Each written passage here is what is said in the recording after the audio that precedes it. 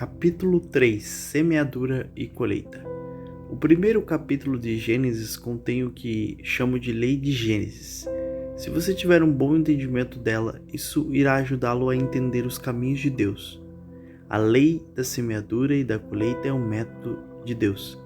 E disse Deus: produz a terra relva, ervas que deem semente, a árvores frutíferas que deem fruto, segundo a sua espécie, cuja semente esteja nele sobre a terra, e assim se fez. A terra, pois, produziu relva, ervas que davam semente segundo a sua espécie, e árvores que davam fruto, cuja semente estava nele, conforme a sua espécie, e viu Deus que isso era bom.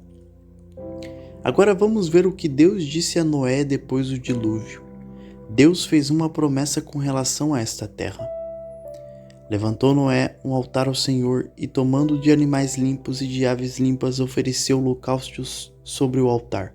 E o Senhor aspirou o suave cheiro e disse consigo mesmo: não tornarei a amaldiçoar a terra por causa do homem, porque é mau o desígnio íntimo do homem desde a sua mocidade.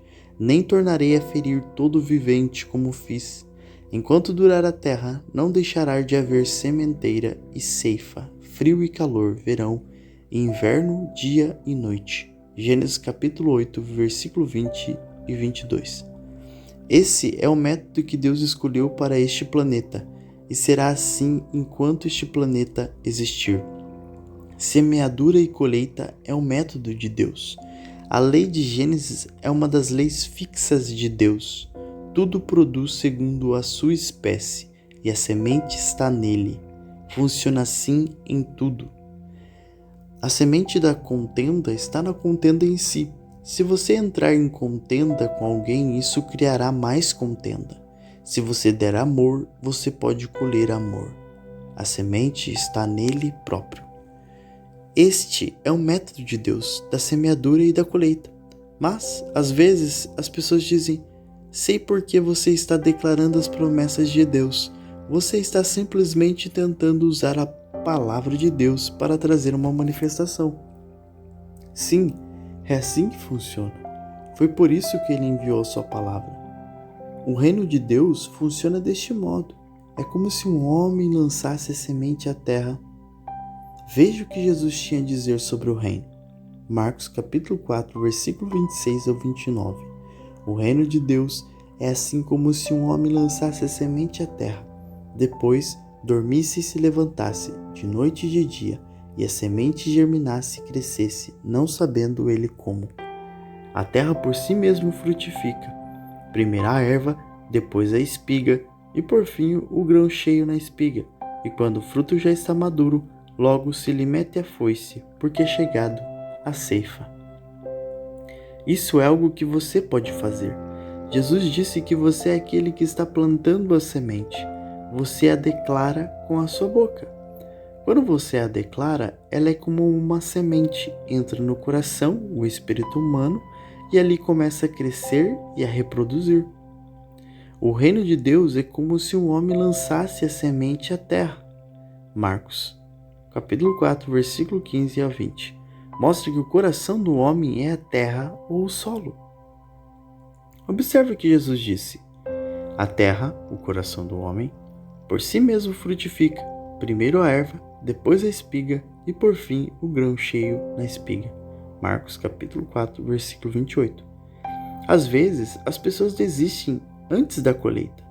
Você pode ter feito isso. Você desistiu durante o processo de crescimento. Em Marcos capítulo 11, versículo 23, Jesus nos fala sobre o princípio da lei da fé. Se alguém disser, acreditar, não duvidar em seu coração, mas crer que o que ele disser acontecerá, assim será com ele. Esse é o tipo de fé do Senhor de Deus. É assim que funciona. A semente é uma necessidade. Às vezes, as pessoas pensam que as coisas vão acontecer só porque elas declararam isso. Declarar faz parte do plantio. Mas as coisas não acontecerão necessariamente só porque você as declarou. Quero que você entenda isso, porque muitas pessoas pegam as palavras de Marcos 11, 23 e saem da realidade e confundem tudo. As coisas não vão acontecer apenas porque você a declarou, mas declarar faz parte do processo da realização. É como dizer ao agricultor sobre agricultura: você não terá necessariamente uma colheita só porque plantou, mas você jamais terá uma colheita se não plantar. Somos criticados por ensinar as pessoas a confessarem a palavra de Deus e a falarem o que Deus disse. Algumas pessoas dizem: confessar a palavra de Deus é simplesmente mecânico demais. Mas estamos falando de plantar sementes para uma colheita. Quando você fala sobre o poder das palavras, está se referindo ao poder das sementes. É a vida nessa semente que o agricultor planta que ocasiona a manifestação exata daquilo que ele plantou. A vida na palavra de Deus, na promessa em si, é a vida de Deus soprada dentro dela. A palavra de Deus é semente incorruptível. Então, o que você vai usar como semente se não usar a palavra de Deus? As promessas de Deus são sementes para uma colheita. Haja como Deus agiria.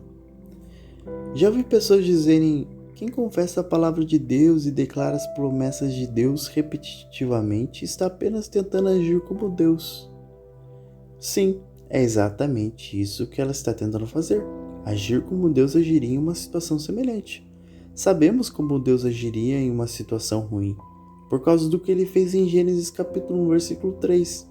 Ele viu trevas sobre a terra e ele disse: luz. O que ele fez? Ele falou o que ele desejava. Alguns dirão: mas ele é Deus. Isso mesmo, ele é Deus. Mas em Gênesis, Deus também disse Deus: façamos o homem à nossa imagem, conforme a nossa semelhança. Tenha ele domínio sobre os peixes do mar, sobre as aves dos céus, sobre os animais domésticos, sobre toda a terra e sobre todos os répteis que rastejam pela terra. Gênesis capítulo 1, versículo 26. Como o homem ia ter domínio? Você pode entender como Adão espantava o coelho que estava comendo seus repolhos. Mas o que ele fazia quando o elefante começava a pisotear os repolhos? Deus disse para ele dominá-lo. Ele devia fazer isso da mesma maneira que Deus, com o poder das palavras cheias de fé. Ele devia dominar a terra e ele devia fazer isso do jeito de Deus. Quando ele via alguma coisa da qual não gostava, era a sua responsabilidade transformá-la. Ele devia transformá-la da maneira que Deus transformava as coisas, dizendo palavras cheias de fé. Jesus disse: por isso vos digo que tudo quanto em oração pedirdes, crede que recebestes, e será assim convosco. Marcos capítulo 11, versículo 24. Em outras palavras, ore o desejo. Não ore aquilo que você não deseja. Declare a coisa desejada, mesmo quando estiver orando. Semeie da forma que Deus disse. Fomos ensinados que devemos dizer as coisas como elas são. Esse não é o método bíblico. O método bíblico é que você diz as coisas da forma que a palavra de Deus as diz. Se os seus desejos estiverem alinhados com a palavra de Deus, então diga as coisas da forma que você deseja. Diga-as da forma que Deus disse. Quando você vir escassez e problemas na sua vida, declare abundância e paz. Essa é a semente que você está semeando. Vá à palavra de Deus, encontre a promessa e plante essa semente. Você está semeando para uma colheita. O problema tem sido que as pessoas dizem algumas coisas, plantam algumas sementes, depois saem e as abandonam. Você não tem necessariamente uma colheita só porque plantou a semente. Você precisa cuidar dessa semente. Leva tempo para que essas coisas se manifestem. As coisas não vão acontecer só porque você as declarou, mas dizer faz parte do fazer acontecer. O agricultor não vai ter necessariamente uma colheita só porque ele plantou, mas o plantio está ligado à obtenção da colheita. Não haverá colheita sem plantio. A lei do Gênesis diz que tudo produz segundo a sua espécie, mas a mesma coisa que Deus projetou para fazer com que sejamos vitoriosos na vida também pode operar no sentido contrário para nós. se não seguirmos o livro de instruções, a palavra de Deus. Verificando a semente. Deus não lhe deu a palavra para colocá-lo em cativeiro, mas já ouvi pessoas dizerem: este ensinamento sobre confissão é como um cativeiro. Não posso dizer mais nada porque tenho de vigiar o que estou dizendo. Você pode ver isso começar a agir quando você precisa vigiar o que está dizendo. Algumas das coisas que você diz continuamente estão causando seus problemas. Quando as pessoas me procuram e me falam sobre os seus problemas, às vezes perguntam: há quanto tempo você vem confessando a parte negativa dessa situação? Algumas pessoas têm feito isso há 20 anos. O maior problema está apenas 1 centímetro abaixo do nariz delas, na sua boca. O problema está no que elas têm confessado há 20 anos. Em Lucas, capítulo 17, versículo 5, os apóstolos disseram a Jesus: aumenta-nos a fé. Em outras palavras, simplesmente dá-nos mais fé. Seria bom se pudéssemos só pedir a Deus para nos dar mais fé. Não seria ótimo se Ele nos desse então uma cesta cheia de fé? Observe o que Jesus respondeu no versículo 6. Se vocês tivessem fé do tamanho de uma semente, vocês diriam. A versão King James diz: se tiverdes fé do tamanho de uma semente de mostarda, podereis dizer. Mas outras traduções dizem: se vocês tivessem fé, vocês diriam. Essa é uma afirmação mais poderosa que a versão King James. Respondeu-lhes o Senhor: se tiverdes fé como um grão de mostarda, direis a esta moreira: arranca-te e transplante-te no mar, e ela vos obedecerá. Lucas capítulo 17, versículo 6. Os problemas obedecem a você. Jesus não disse que a árvore obedeceria a Deus. E ele não disse que ela obedeceria ao Espírito Santo. Ele disse que ela obedeceria a você. Essas são as palavras de Deus. Os apóstolos pensavam que precisavam de mais fé, mas Jesus disse a eles: amigos, vocês não precisam de mais fé. Vocês precisam entender que a fé funciona como uma semente. Se vocês não a plantarem, ela não produzirá. A fé não vem ao pedirmos. A fé vem ao ouvirmos a palavra de Deus falada. Romanos capítulo 10, versículo 17. Plantando a semente. Uma semente não produz a não ser que você a plante. Se você tivesse um grão de trigo, não poderia fazer biscoitos com ele. Você não poderia fazer molho com ele, porque não é o bastante. Mas se você for suficientemente inteligente para plantá-lo e continuar plantando a colheita, um dia poderá alimentar o mundo com o trigo que aquele grão produziu. É simples. Quando você o planta, ele produz uma colheita. Então, Jesus está dizendo aos seus discípulos: se vocês tivessem fé ao ponto de estarem dispostos a plantar, o problema era que eles não tinham fé a ponto de estarem dispostos a plantar. Eles não tinham fé como uma semente. É possível ter uma fé que não é plantada ou dada para o uso. Você poderia dizer: ah, sim, creio que a Bíblia é a verdade, creio nela do início ao fim. Alguém poderia dizer que Filipenses 4,19 diz: e o meu Deus, segundo as suas riquezas em glória, há de suprir em Cristo Jesus cada uma de nossas necessidades. Lucas, capítulo 6, versículo 38 diz: dai e dar-se-vos-á, boa medida, recalcada, sacudida, transbordante, generosamente vos darão. Eles dizem: bem, sim, sei que isso está na Bíblia. Isso é verdade na sua vida? Bem, não, isso não é verdade na minha vida. Por que isso não é verdade na sua vida? Creio que simplesmente não é vontade de Deus. A palavra de Deus é a vontade de Deus. Ela é a vontade de Deus. Mas as coisas não acontecerão na sua vida só porque é a vontade de Deus. Você não será curado só porque a Bíblia diz: por suas chagas de Jesus fostes sarados. Você não se tornará próspero só porque a Bíblia diz, e tudo quanto ele faz será bem sucedido. Salmos capítulo 1 e 3. A palavra precisa estar dentro de você. Você não pode levar a Bíblia para o hospital e colocá-la sobre alguém para que ele seja curado, ainda que a Bíblia esteja cheia da palavra de Deus. Mas se você puder colocar essa palavra dentro dessa pessoa, ela irá se manifestar. A palavra produz quando é plantada no coração. A fé fala.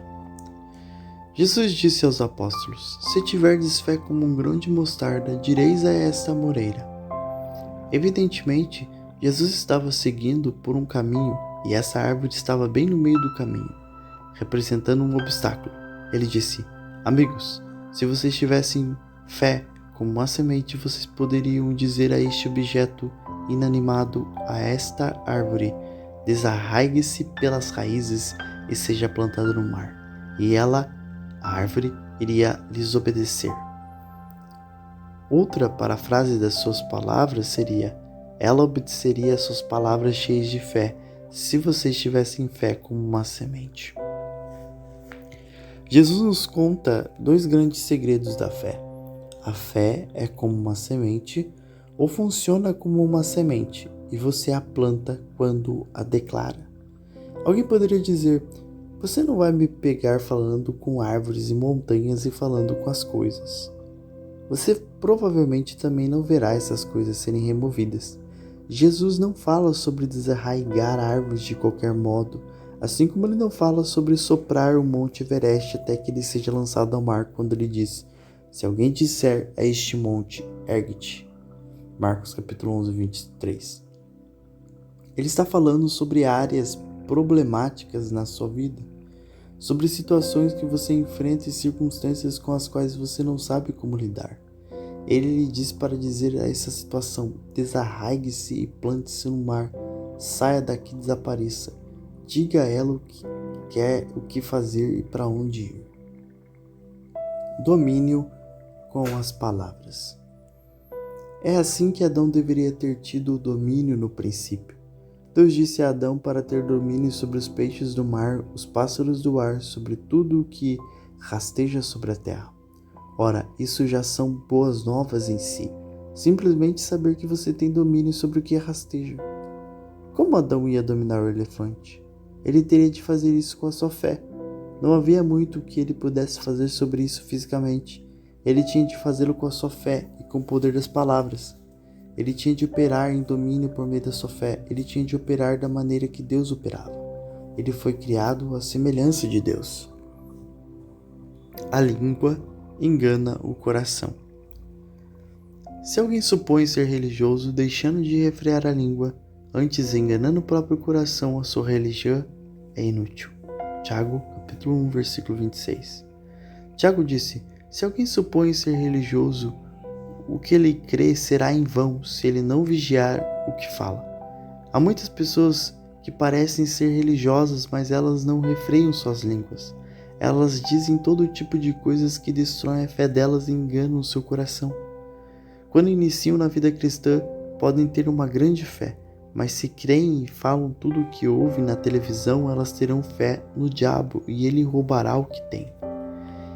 Elas terão fé na depressão em vez de na prosperidade.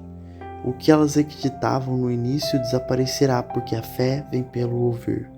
O medo também vem da mesma maneira. Se você ora uma coisa e diz outra, o que você diz anulará a sua oração. A lei espiritual funciona. Alguém afirmou que aqueles que dizem que podem e aqueles que dizem que não podem estão ambos certos com relação a qualquer situação. Aprenda a operar no poder da palavra de Deus e na lei da fé. Todos nós podemos entender a lei natural. Temos a lei da gravidade. Você sabe como a lei da gravidade funciona.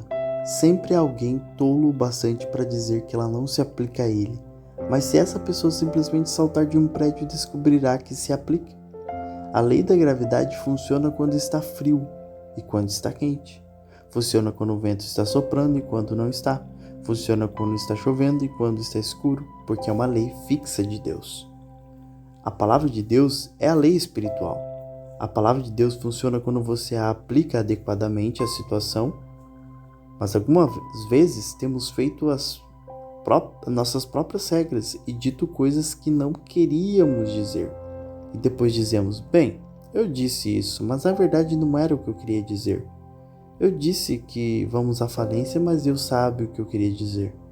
É como ir ao telefone e dizer, vou ligar para o meu pai, e depois discar 3 ou 4 números certos, mas errar os 3 últimos. Então você diz, bem, a companhia telefônica sabe o que eu quis dizer. Você não vai conseguir falar com seu pai.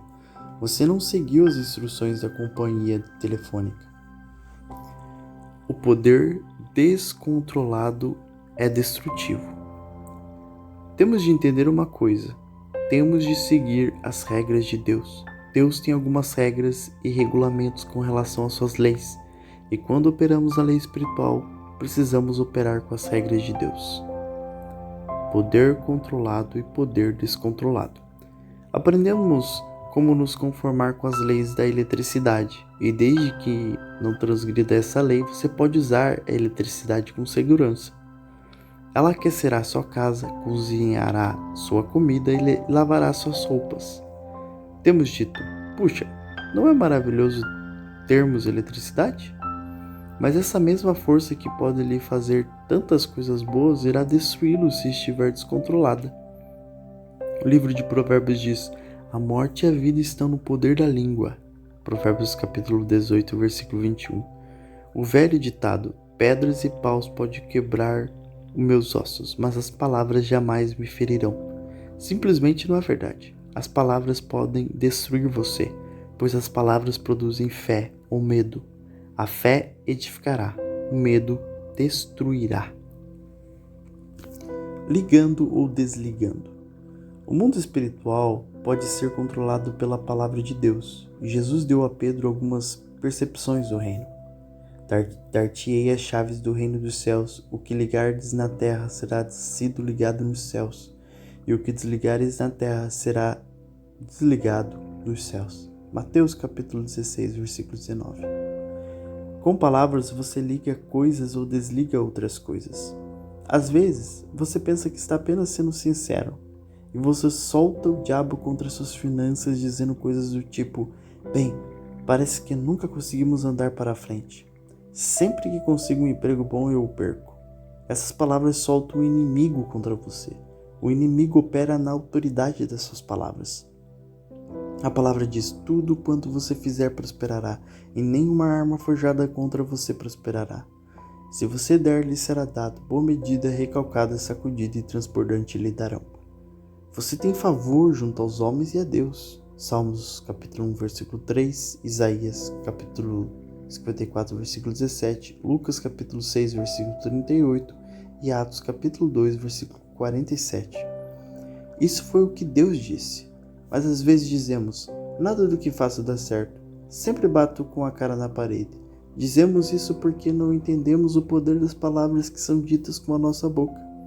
Você percebe o que as palavras negativas podem fazer ao seu espírito? Elas podem não afetar muito a ninguém mais, mas elas afetarão você. As palavras ditas são poderosas porque você as libera no seu espírito. Você libera a capacidade de Deus declarando a palavra de Deus no seu interior. A palavra de Deus na sua boca produz uma força chamada fé no espírito humano. O que está abundantemente no seu coração volta para a sua boca, e quando chega a ela, passa abundantemente para o seu coração. Isso dá início ao movimento de um dínamo e gera uma força espiritual chamada fé. Hebreus capítulo 11, versículo 1 diz que esta fé é o firme fundamento das coisas que se esperam. Ela é a prova das coisas que não se veem. Assim, a fé é a prova das coisas que você espera. Essa fé vem da palavra de Deus. A fé é tanto o firme fundamento quanto a evidência das coisas desejadas. Qual é o firme fundamento ou a substância do que um agricultor deseja? A única coisa com a qual ele precisa começar na primavera é a semente. Ele tem a semente de uma colheita. A semente está nela mesma. A capacidade de reproduzir está nessa semente. ela produzirá a mesma semente quantas mais vezes que ele plantar. A palavra de Deus, as suas promessas, é igualmente poderosa. Deixe-me compartilhar com você o que o Senhor me disse em 1974 em Dallas, Texas. Ele disse: nenhuma parte do poder foi tirada da minha palavra. Há tanto poder na minha palavra agora quanto havia no dia em que eu a declarei. A minha palavra não está destituída de poder, mas o meu povo está destituído da fala. Ele não quer falar o que eu disse, mas diz o que o mundo diz. Ele fala o que o inimigo diz. Assim como há poder criativo na minha palavra a ser liberado quando você a declara, também há poder maligno presente nas palavras do inimigo para afligir e oprimir a todos os que as declaram.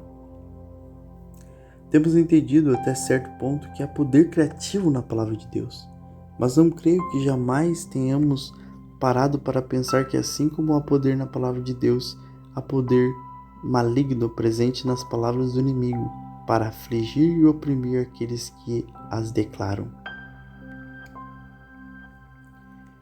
A fé vem pelo ouvir.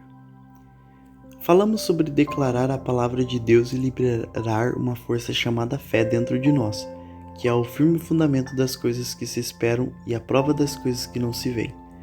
Também há um aspecto recíproco desta verdade. Uma vez que há poder espiritual na palavra de Deus para liberar fé, também há uma força espiritual nas palavras do inimigo. Essa força chama-se medo. A fé em Deus vem por ouvir a palavra de Deus. Ainda assim, a fé no diabo vem ao ouvirmos as palavras do diabo. A fé no diabo chama-se medo. Quero dizer isso novamente, só que de modo um pouco diferente. A fé é o firme fundamento das coisas que se esperam e a prova das coisas que não se veem. Hebreus capítulo 11, versículo 1. Ela é o firme fundamento das coisas desejadas, porque o que eu espero é o que eu desejo. A fé é o firme fundamento das coisas desejadas, e essa fé vem ao ouvir a palavra de Deus. Eu ouço a promessa de Deus e eu desejo a promessa de Deus. Declaro a promessa de Deus que libera a força espiritual em mim chamada fé, que é o firme fundamento da coisa desejada. A fé em Deus e na sua palavra vem por ouvir a palavra de Deus. O medo também vem pelo ouvir. O medo vem por ouvir a palavra do diabo. Assim sendo, se ouvir a palavra de Deus produz fé, ouvir as palavras do diabo produz medo. Assim como a fé é a substância ou firme fundamento das coisas que se espera, o medo é a substância ou firme fundamento das coisas que não se deseja. É por isso que você deve resistir ao medo como você resiste ao diabo. Agora você pode entender porque Jó disse: aquilo que temo me sobrevém, e o que receio me acontece. Jó capítulo 3, versículo 25. Quando você está lá fora no mundo dos negócios ou no ministério, precisa se levantar contra o medo, pois Satanás usa a tática do medo. Como você vence o medo? Declarando a palavra de Deus. Você se lembra do que Jesus disse em resposta à tentação do diabo de transformar pedras em pães?